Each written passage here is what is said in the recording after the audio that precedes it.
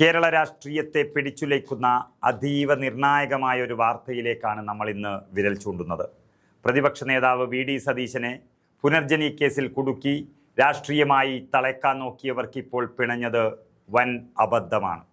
മുഖ്യമന്ത്രിയുടെ ഓഫീസിലെ ഒരു ഉന്നതന്റെ കളി കേന്ദ്ര ഏജൻസിയായ CBI കയ്യോടെ പൊക്കിയിരിക്കുന്നു എന്ന ഞെട്ടിക്കുന്ന വിവരങ്ങളാണ് ഇപ്പോൾ പുറത്തുവരുന്നത്. സതീശനെ വേട്ടയാടാൻ നോക്കിയവർ ഇന്ന് സ്വന്തം വലയിൽ കുടുങ്ങിയിരിക്കുകയാണ്. 2018 പ്രളയത്തിന് ശേഷം പറവൂർ മണ്ഡലത്തിൽ നടപ്പിലാക്കിയ പുനർജനി എന്ന ഭവന പദ്ധതിയിൽ വിദേശ ഫണ്ട് സ്വീകരിച്ചതിൽ ക്രമക്കേടുണ്ടു എന്നായിരുന്നു സതീശനെതിരെയുള്ള പ്രധാനപ്പെട്ട ആരോപണം.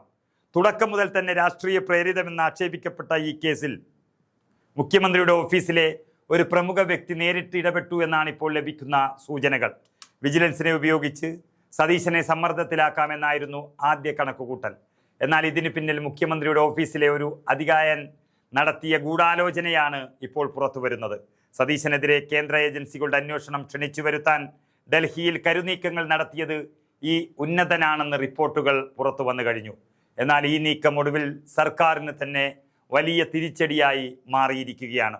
മുൻമന്ത്രി ആന്റണി രാജു പ്രതിയായ ലഹരിക്കേസിലെ തൊണ്ടി മുതൽ മാറ്റിയ സംഭവം സർക്കാരിനെ വലിയ രീതിയിൽ പ്രതിരോധത്തിലാക്കി കഴിഞ്ഞു.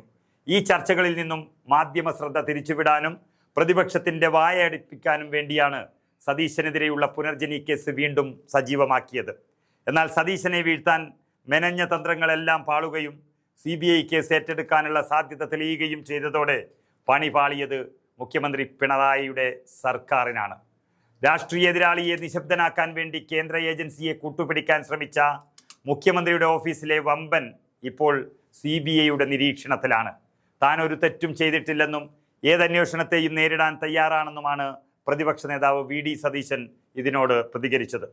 തന്നെ കൊടുക്കാൻ ശ്രമിച്ചവർ ഇപ്പോൾ മാളത്തിൽ ഒളിച്ചിരിക്കുകയാണെന്നും അദ്ദേഹം പരിഹസിക്കുകയാണ്. പുനർജനി പദ്ധതിയുടെ മുഴുവൻ രേഖകളും സുതാര്യമാണെന്ന് കോടതിയിൽ തെളിയിക്കപ്പെടുമെന്ന ഉറച്ച വിശ്വാസത്തിലാണ് പ്രതിപക്ഷം മുഴുവനും ഇരിക്കുന്നത്. കേരള രാഷ്ട്രീയത്തിൽ വരും ദിവസങ്ങളിൽ ഈ റിവേഴ്സ് സ്വിംഗ് വലിയ പ്രത്യാഘാതങ്ങൾ ഉണ്ടാക്കും എന്ന കാര്യത്തിൽ തർക്കമില്ല. അതായത് താൻ കുഴിച്ച കുഴിയിൽ താൻ തന്നെ വീഴുമെന്ന് ചുരുക്കം. സതീശനെ വീഴ്ത്താൻ തന്ത്രങ്ങൾ മെനഞ്ഞ മുഖ്യമന്ത്രിയുടെ ഓഫീസിലെ ആ വമ്പൻ ഇനി എന്തു മറുപടി പറയും എന്നുള്ളതാണ് ഇപ്പോൾ കണ്ടറിയാനുള്ളത്. ഒപ്പം തന്നെ CBIയുടെ അടുത്ത നീക്കം എന്തായിരിക്കും? ആന്റണി രാജുവിനെ സംരക്ഷിക്കാനുള്ള നീക്കം സർക്കാരിന് തന്നെ ഒരു ബൂമറാങ് പോലെ തിരിച്ചടിയാകുമോ എന്നുമൊക്കെ വരും ദിവസങ്ങളിൽ നമുക്ക് കണ്ടറിയാം.